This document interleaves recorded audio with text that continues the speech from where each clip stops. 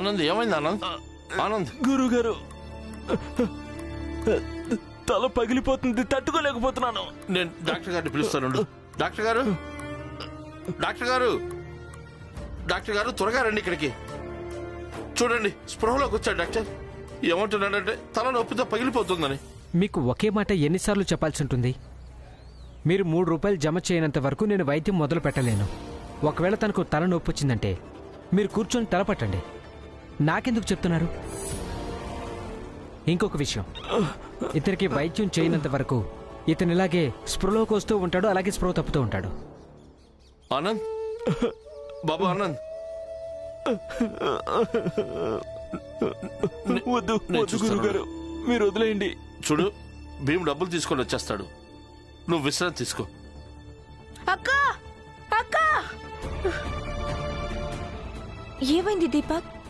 నువ్విలా ఎందుకు పరిగెత్తుకొనొచ్చు? ఆనందనే హాస్పిటల్లో చేరిపోయాడు. ఇక భీమనే ఆయన వైద్యం కోసం డబ్బు పోగు చేస్తున్నారు. ఇంకా డాక్టర్ ఏమన్నారంటే 3 రూపాయలు జమ చేస్తేనే వైద్యం మొదలు పెడతానని. కానీ 3 రూపాయలు ఎక్కడి నుంచి వస్తాయి? ఇక్కడ అమ్మ కూడా లేదుగా. ఆవిడుంటే ఆవిడనే డబ్బులు అడిగేదాన్ని.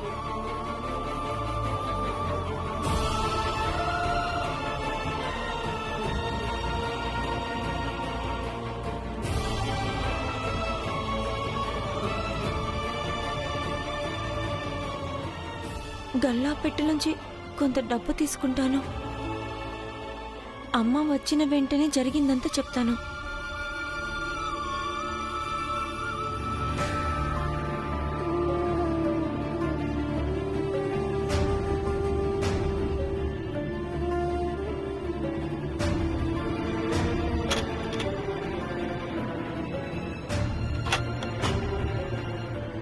ఇందులో కూడా కొన్ని డబ్బులున్నాయిగా,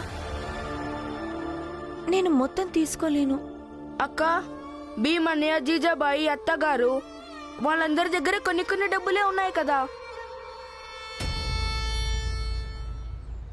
నువ్వు ఇక్కడే ఉండు. అమ్మ రాగానే ఆవిడికి జరిగిందంతా చెప్పు.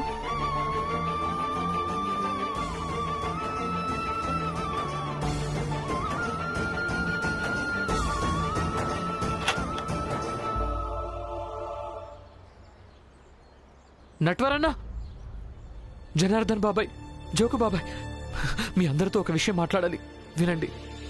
ఏ భీమ్, నువ్వు మళ్ళీ ఇక్కడికి ఉపన్యాసం ఇవ్వడం కోసం వచ్చావా? మేము ఏం చేయడం మంచిదో ఏం చేయకపోవడం మంచిదో అని? ఇక్కడి నుంచి నోరు మూసుకొని వెళ్ళిపో. కాదు, నాకు వేరే పనుంది. అసలు విషయం ఏంటంటే ఆనంద్ అన్నయ్య హాస్పిటల్లో ఉన్నాడు. నాకు డబ్బులు చాలా అవసరం ఉంది, సహాయం చేయండి. ఆనంద్కేమైంది? చిన్న జాతి వాళ్లకు ఏవైనా సరే. మీరెందుకు కంగారు పడుతున్నారు?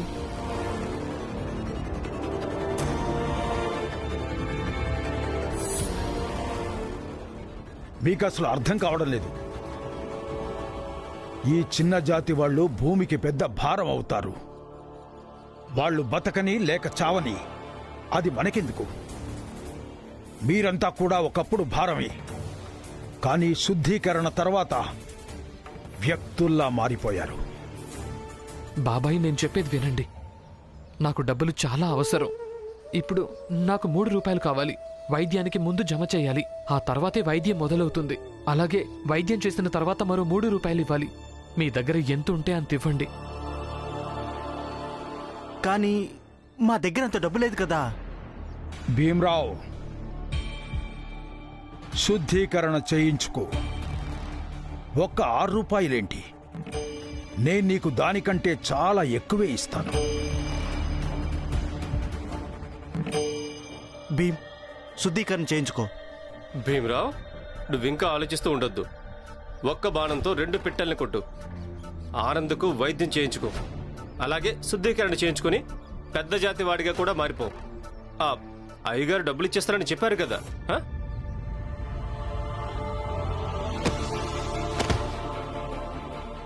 బాగా ఆలోచించడం మూలంగా ఇతని మెదడులో రక్తం గడ్డకట్టుకుపోయింది. ఇక దానికోసం మనం తనకు వైద్యం చేయాల్సి ఉంటుంది. వైద్యం మొత్తానికి 6 రూపాయలు అవుతుంది. కనీసం మీరు 3 రూపాయలు తీసుకున్నట్టే. నేను వైద్యం మొదలు పెడతాను. భీమ్, శుద్ధీకరణ చేయించుకో. లేదు, ఏది ఏమైనా సరే నేను శుద్ధీకరణ చేయించుకోను.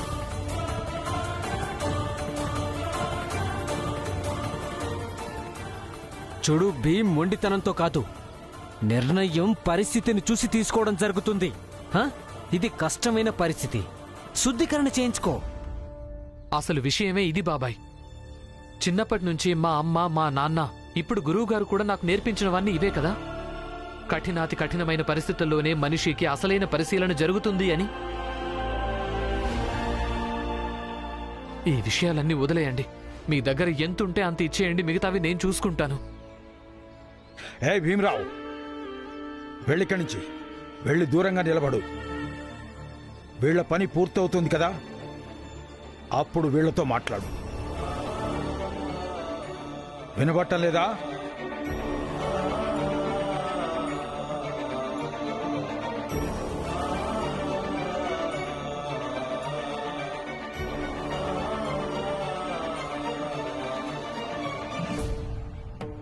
మీరందరూ శుద్ధీకరణ చేయించుకుని పెద్ద జాతి వాళ్ళైపోయారు. ప్రతి వ్యక్తి తన జాతి గౌరవాన్ని స్వయంగా కాపాడుకోవాల్సి ఉంటుంది. ఇక ఈ భీమరావు తన శుద్ధీకరణ చేయించుకోలేదు కదా, అంటే దానికి అర్థం ఒక్కటే, తనకు మీ జాతి వల్ల ఇబ్బంది ఉంది అని. తను మీ జాతిని గౌరవించడం లేదు. ఒకవేళ మీ జాతిని అవమానించే వాడికి సహాయం చేశారంటే మీరంతా పాపం చేసిన వాళ్ళవుతారు. పాపం. ఎంతో కష్టపడి మీ అందరినీ ఈ చిన్న జాతి ఊబిలోంచి బయటికి తీశాను. మీ అందరికీ శుద్ధీకరణ చేశాను. మళ్ళీ అందులోకే వెళ్ళాలనుకుంటున్నారా? ఆలోచించండి. భీమ్, విషయం వ్యక్తిగతమయ్యుంటే ఖచ్చితంగా సహాయం చేసేవాణ్ణి. కానీ ఇప్పుడు విషయం జాతి గురించి. నీకెలాంటి సహాయం చేయలేను. వెళ్ళిపోయి ఇక్కడి నుంచి. కానీ బాబాయ్, నేను చెప్పేది వినండి. అరే జోకు, వచ్చి నీ పని చేసుకో వెళ్ళు. భీమరావు, వెళ్ళు. ఇంకెక్కడికైనా వెళ్ళి సహాయం అడుగు. బహుశా మీ అన్నయ్య ప్రాణాలు దక్కుతాయేమో.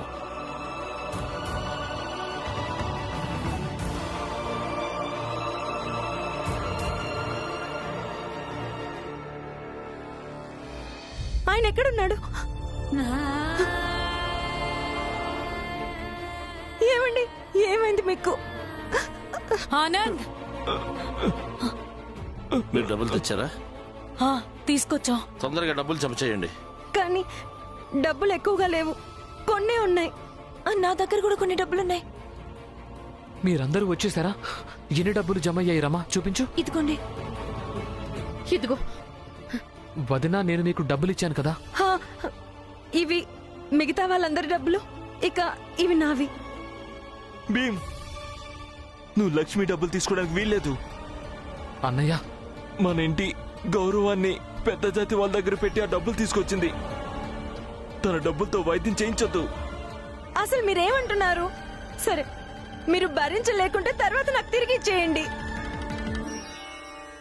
లక్ష్మి, నేను చాలా పేదవాణ్ణి, చిన్న జాతి వాణ్ణి. నీ డబ్బులు ఎప్పటికి తిరిగి ఇవ్వగలనో ఏమో. తన డబ్బులతో వైద్యం చేయించడానికి వీల్లేదు. ఇప్పుడు ఇది వాదించే సమయం కాదన్నయ్య. భీమ్, నేను వాదించడం లేదు, ఇది నా నిర్ణయం. తన డబ్బులతో వైద్యం చేయించుకోవడం కంటే నేను చావడం. వద్దు ఆనంద్. అన్నయ్య, బావగారు, ఆనంద్ బాబు గారు, వీడికేమైంది? డాక్టర్ ఏమన్నారంటే వైద్యం మొదలు పెట్టనంత వరకు అతను ఎలాగే స్పృహలోకి వస్తాడు, అలాగే స్పృహ కోల్పోతాడని. 10, 20, 30, 40 పైసలు, భీమ్రావ్? 50 పైసలు. ఇది అనా? భీమ్రావ్, నా డబ్బులు నాకు ఇచ్చేయండి. అక్క, ముందే డబ్బులు చాలా తక్కువ ఉన్నాయి. మీరు వద్దు. నీ ఎదురుగానే కదా స్పృహ కోల్పోవడానికి ముందన్నాడు. నా డబ్బులతో వైద్యం చేయించుకోవడం కంటే ఒకవేళ ఆయన వైద్యం చేయించుకున్నా కూడా ఆయనకు నయం కానే కాదు. నా 75 పైసలు ఇచ్చేయండి.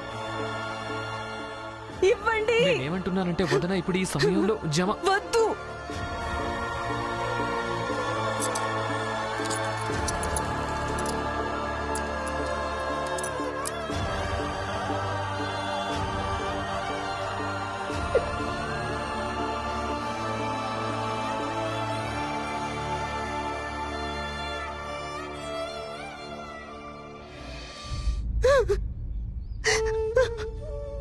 భీమ్, డబ్బులు పోగాయా?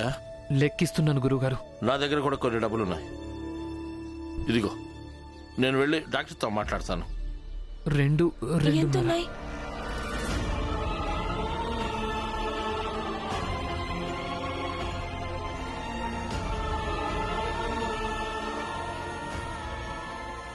తన డబ్బులతో వైద్యం చేయించుకోవడం కంటే నేను చావడం. వద్దు ఆనంద్. అయితే ఈ డబ్బుల్ని ఈ నీటిలోకి విసిరేస్తాను. నేను ఈ డబ్బులతో మీకు వైద్యం చేయించలేనప్పుడు ఈ డబ్బులు ఉంచుకుని ఏం చేయాలి?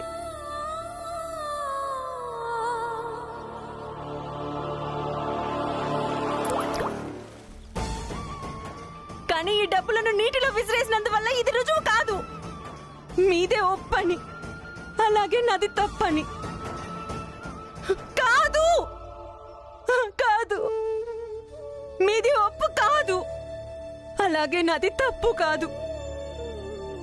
మీది ఒప్పు కాదు.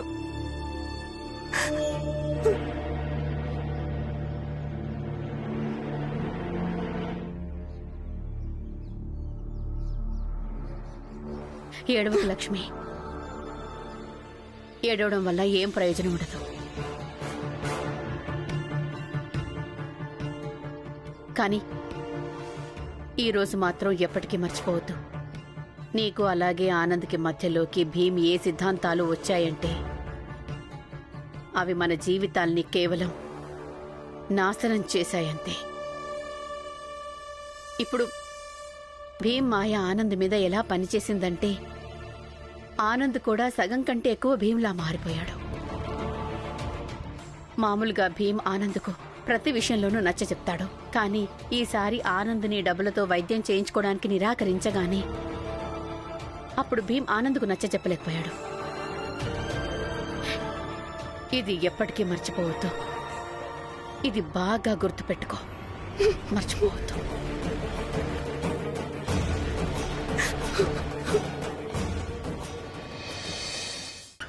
ఇవి అందరివి కలిపితే మొత్తం 2.5 రూపాయలయ్యాయి. నేను మిగతా డబ్బులు తెచ్చిస్తాను. మీరు ఇవి తీసుకుని వైద్యం మొదలు పెట్టండి.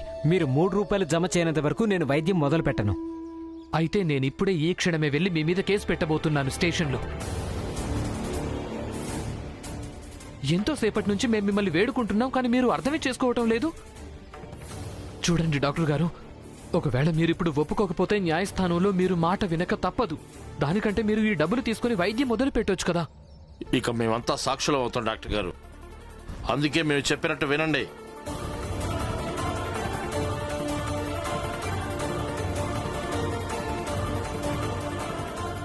సరే, గుర్తుపెట్టుకోండి, రేపటికల్లా డబ్బులు మొత్తం ఇచ్చి తీరాల్సిందే. నేను డబ్బులు మొత్తం ఇచ్చేస్తాను. మీరు వైద్యం మొదలు పెట్టండి. వార్డ్ బాయ్, పేషెంట్ని తీసుకురా.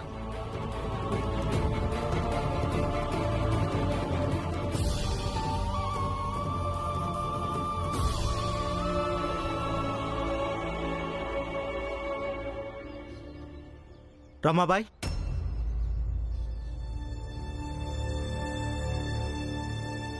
డబ్బుల్ని దొంగిలించిన నేరం కింద మిమ్మల్ని అరెస్ట్ చేస్తున్నాను. ఏంటి ఏంటి?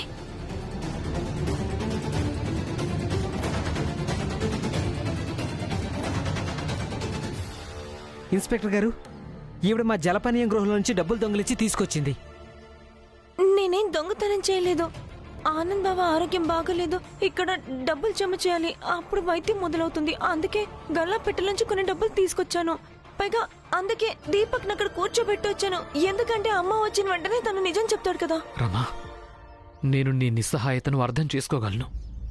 కానీ ఒకరికి చెప్పా పెట్టకుండా డబ్బులు తీసుకురావడం తప్పే కదా. అక్కడ అమ్మ లేదు, అందుకే నేను దీపక్ అక్కడే కూర్చోబెట్టాను. నేను ఎలాంటి దొంగతనం చేయలేదు. కానీ మా అమ్మ ఎక్కడ కనిపించడం లేదు. ఇక మా అమ్మ కనిపించేంత వరకు ఆ జలపానీయాల గృహానికి యజమాని నేనే. ఇక ఆ విధంగా ఒక గల్లాపెట్టులోంచి డబ్బులు తీయడం దొంగతనమే. ఇన్స్పెక్టర్ గారు, మీరేమైనా అరెస్ట్ చేయండి. చూడండి, తను చేసింది తప్పే, కానీ అరెస్ట్ చేయాల్సిన అవసరం ఏముంది చెప్పండి. సరే, అయితే ఎన్ని డబ్బులైతే తీసిందో అవి తిరిగిచ్చేసాయి. తనను వదిలేస్తాం. డబ్బులు వైద్యం జరిగింది, అది చాలు. నన్ను స్టేషన్ తీసుకెళ్లాలంటే తీసుకెళ్ళండి. వద్దు ఇన్స్పెక్టర్ గారు, రమను ఇక్కడే ఉండనివ్వండి. తనకు బదులుగా నేను వస్తాను, నన్ను తీసుకుని వెళ్ళండి. లేదు, నువ్వు డబ్బులు తిరిగిచ్చేంత వరకు అంతవరకు రమ స్టేషన్లోనే ఉంటుంది. ఇది కూడా పర్లేదు. నువ్వు డబ్బులు తీసుకుని స్టేషన్కి రా, నేను కేసు వెనక్కి తీసుకుంటాను.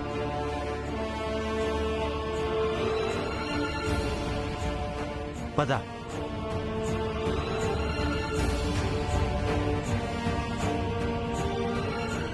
చూడండి, నాకేమీ కాదు, మీరేం కంగారు పడకండి. ఆనంద్ బావను జాగ్రత్తగా చూసుకున్నా. భీమ్, తనని వెళ్ళనివ్వు. నాకేమీ కాదండి, మీరు ఆనంద్ బావని చూసుకోండి. ఇక పద.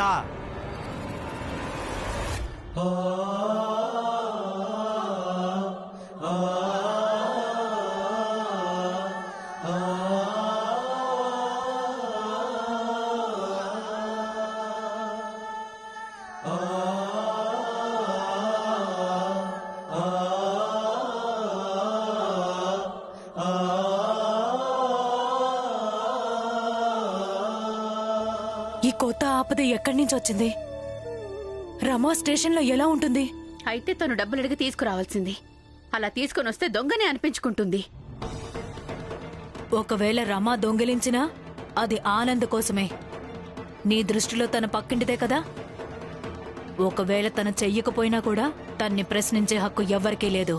చాలు చాలత్తయ్య, ఇవన్నీ మాట్లాడడానికి ఇది సరైన సమయం కాదు, వదిలేయండి. గురువుగారు, మీరు ఆనంద్ అన్నయ్యను జాగ్రత్తగా చూసుకోండి. నేను డబ్బులు ఏర్పాటు చేసుకుని వస్తాను. భీమ్, రమా దగ్గరికి నేను వెళ్తాను. తను అక్కడ ఒక్కతే ఎలా ఉంటుంది? అత్తయ్య, పోలీస్ స్టేషన్కు మీరు ఎలా వెళ్తారు చెప్పండి? అయినా వాళ్ళు మిమ్మల్ని అక్కడ ఎలా ఉండనిస్తారు? నేను వెళ్తాను. నన్ను ఎలా ఉండనివ్వరో అదే చూస్తాను.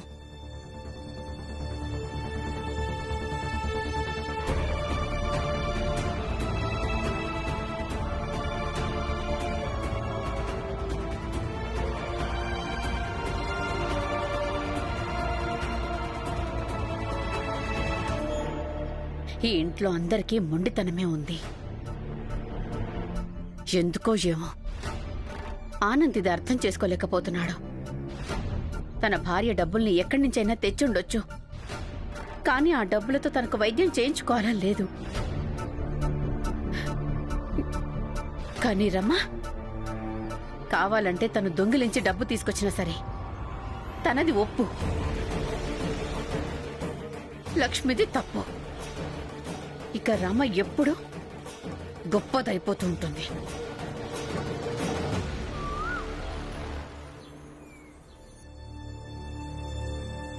సార్, ఏమైంది? నాకు డబ్బులు చాలా అవసరం ఇప్పుడు. మా అన్నయ్య హాస్పిటల్లో ఉన్నాడు, జబ్బు చేసింది. వైద్యం కోసం నా దగ్గర డబ్బులు లేవు. ఇక ఇదే వ్యవహారంలో ఇన్స్పెక్టర్ గారు నా భార్యను స్టేషన్కు తీసుకెళ్లారు. నాకు 3 రూపాయలు కావాలి. ఒకవేళ మీ దగ్గర ఉంటే నాకు ఇవ్వండి, నేను మీకు త్వరలోనే తిరిగిచ్చేస్తాను. అవునా? నీ జీతమే 1 రూపాయి, మరి అలాంటప్పుడు ఎలా తీర్చగలవు? మొత్తం 3 నెలల జీతం. అయినా ఇవే 3 నెలల్లో మళ్ళీ ఎవరికైనా జబ్బు చేస్తాను తీర్చడం వదిలే, మళ్ళీ అప్పు అడగడానికి వస్తావు. అప్పటి సంగతి అప్పుడు చూసుకోవచ్చు సార్. ఇప్పుడు చాలా అవసరం ఉంది మాకు, ఇవ్వండి సార్. లేదు, ముందు నాకు చెప్పు, నువ్వు నా డబ్బులు ఎలా తీర్చగలవు? సార్, విషయం కేవలం డబ్బు గురించే కాదు. నిజానికి వీడి మీద బోలెడన్ని కంప్లైంట్లు కూడా వస్తున్నాయి. అంతా ఏమంటున్నారంటే పని సమయంలో పని మీద ధ్యాస పెట్టడానికి బదులు వీడు వాళ్లకు పంచాయతీలన్నీ చెప్పడం మొదలు పెడుతున్నాడని. నరోత్తం జోషి గారు, మీరిక్కడ? అవును, నమస్కారం. నేను సరిగ్గా సమయానికే ఇక్కడికొచ్చాను. చూడండి నరోత్తం జోషి గారు, మీరిదంతా కావాలని చేస్తున్నారని నాకు బాగా అర్థమవుతోంది. కానీ మీరు ఇవన్నీ చేయటం వల్ల మా అన్నయ్యకేమీ కాదు, అలాగే నేను ఈ ఆపదలు ఇరుక్కొని ఉండబోవటం లేదు కూడా. లేదు లేదు లేదు భీమరావు, నేనిక్కడికి నరోత్తం జోషిలాగా మారి రాలేదు. నేనిక్కడికి ఎలా వచ్చానంటే ఒక సాధారణ అలాగే ఒక జాగృత పౌరునిలా మారి ఈ బొంబాయి మహానగర పాలక సంస్థలో నీ మీద కంప్లైంట్ ఇవ్వాలనుకుంటున్నాను.